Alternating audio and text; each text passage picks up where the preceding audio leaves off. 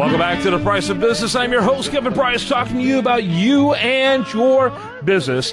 We've got Julie Cripe here on the program. Julie is with one of my favorite banks out there, Omni Bank, and she's one of my favorite bankers.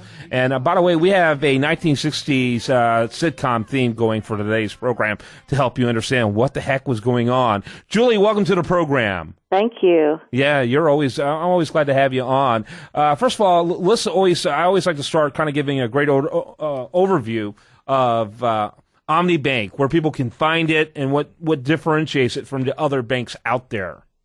Well, we've been around since 1954, and that's unusual in the city of Houston and really in the whole state of Texas and the country. But we feel like our expertise has always been meeting the needs of residents within the communities right around our branches, and particularly our small business customers.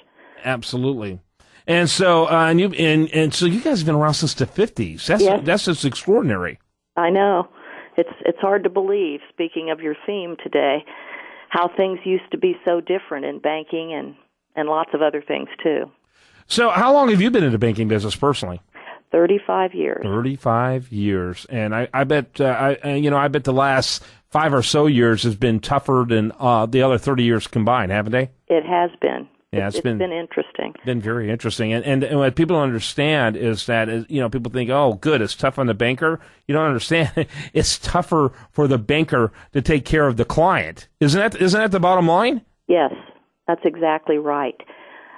Just like in anything else, I think in retail or whatever, we all pay for the people who figure out how to remove the security tags. Well, in banking, we're all paying for the sins of some people who got loans they shouldn't have been able to get in the first place that were made by people who weren't banks. And because of that, there's so much layering of regulation and paperwork that it's almost impossible for anyone to understand at this point. And all the rules aren't fixed, so until we have the rules, we really can't offer the product because the risk is too great of the kind of fines and trouble we'll get in if we do. Yeah, it's interesting. I find it interesting that the two guys that were behind that, Dodd and Frank, ended up retiring almost immediately after they passed that sweeping legislation, in the banking arena, as they were both facing ethics charges in terms of getting bribes that lead back to those sweeping legislation. Only in Washington can you have something like that happen. That's exactly true. We see it a little bit in other places, but I think it's a different world. It's not steeped in reality. I think there's a lot of theory that blows around when those of us on the ground for years have tried to do what is the right thing for the customer and the consumer. You can find a greedy person in any industry, so I won't say there aren't any greedy bankers anywhere, but for the most part, most community bankers that I know are concerned about their community. They put a lot of the money back into it, and they want to do the right thing for their customers because it makes their community better and their business stable over a long period of time. Most people aren't in this business for a quick buck because if they did, they couldn't get it very quickly. Yeah, absolutely. What's going on right now? What's the state of banking today? What are you seeing?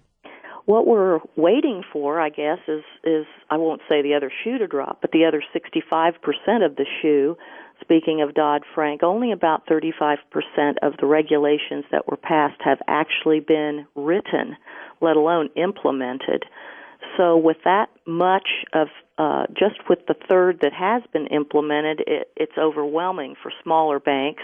And when you add to that the unknown of 65% more coming, it's kind of a state of flux. I think people don't know which way to go. There's a lot of merger activity going on because the smaller banks are having a tougher time keeping up with the compliance costs and making any money at all in this kind of interest rate environment.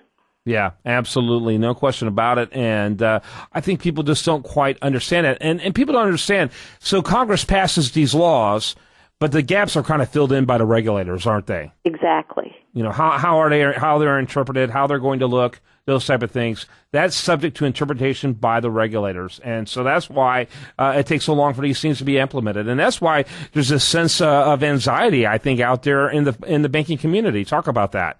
That's exactly right. Again, it's the fear, not necessarily fear, but it's the unknown and the quantity of what will be expected for every loan that's done, the amount of pre-qualification, if you will, for an individual who wants to start or expand a small business. Maybe some customers that we've had for 35 years, all of a sudden, I can't do the same loan that I was doing, that they've always paid, always done, never had a problem, but because there's someone up there in Washington deciding that small banks shouldn't have more than X percentage of certain type of loans, even if they have a history of always paying and no problems, they're going to make that a mandate. Mm-hmm. And even in their world, a suggestion is often becomes the rule. Yeah, no question about it. No question about it. What should consumers and business owners who are all of whom are banking, what should they be keeping in mind right now? What should they be thinking about? Well, I think they need to be thinking carefully about their expansion plans, knowing that when the Fed lets up on some of this easing, we will have an inflationary period. Everything is cyclical, and interest rates are going to go up. I think it's a good time to lock in if you need to expand your plant or equipment. It's a good time to get it now because I don't think we're going to see it, or at least according to the Fed. Now we'll have to see since we have a new Fed chief, or will have, until maybe 2014 late or early 2015. So they've got some time to carefully think about, are there things we need to expand or replace when we can get a good interest rate? Yeah. What are your thoughts on the Fed chair race? I think it's going to be interesting. It's a different philosophy a little bit. I don't know Janet Yellen, so all I can say is what I read, and it seems like she's going to be focused on increasing employment and pretty much keeping up the similar plan that Bernanke has in. But she'll be, I think, a little... My personal opinion is she's going to go a little further than he did. I mean, she's going to let up on some of this bond buying. Wow. Yeah, that'll be interesting. I know that she's a darling of the left. That I do know. And so that always makes people like me a little nervous. But I sure am glad we have someone like you in our corner to help explain what's happening and to keep us, thinking what we need to be thinking, to be able to communicate with our member of Congress. I've had people come to me, and actually say, thanks so much for having Julie on the show, because you really do provide phenomenal insights and help for business people, which our show is really a lot about, to be able to navigate these often dicey waters. Thanks so much. No problem. Great. OmniBank.com. Check them out. OmniBank.com. Locations throughout the greater Houston area, plus in other parts of the great state of Texas. Make sure you check her out and OmniBank out. Meanwhile, I hope you have a great rest of your day, and I hope you spend it sensibly right here on this station.